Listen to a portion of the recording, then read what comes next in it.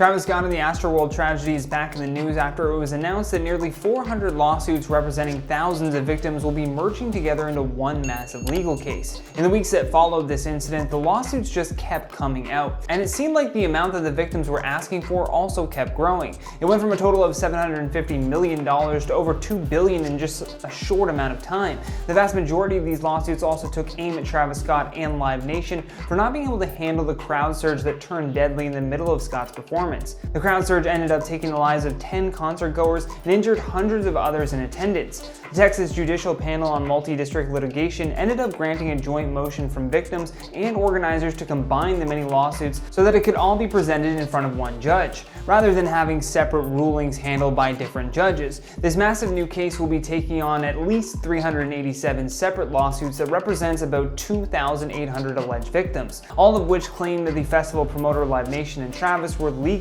negligent in how they planned and conducted the Astroworld Festival. When it comes to a mass injury event like Astroworld, these types of multi-district litigations have become pretty much standard procedure. The goal is to avoid the inefficiency of going through each case one by one, especially given the fact that there will be so many key similarities in each lawsuit. This joining of lawsuits will now allow the judge to be able to better coordinate the cases and make the pretrial procedures like discovery less complex. On top of that, it could also make it much easier to negotiate a settlement that would better resolve all of the cases. This move to make one giant case has also been agreed upon by both sides. However, that being said, there was one brief holdout on the consolidation process. Brent Kuhn and Associates, a firm that was representing more than 1,500 Astroworld victims, argued that the process was unnecessary, although those objections were then quickly withdrawn. Now, if this doesn't end with a big settlement, there are going to be a few cases within this massive lawsuit that could eventually be tried again in something called a bellwether trial. This is where a judge and both sides reassess the strength of the larger case.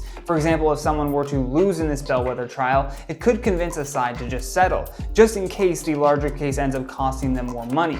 At least that's from what I understand, but always do your own homework. For now though, that's all the time that we have for today, so stay classy, and I'll see you on the next one.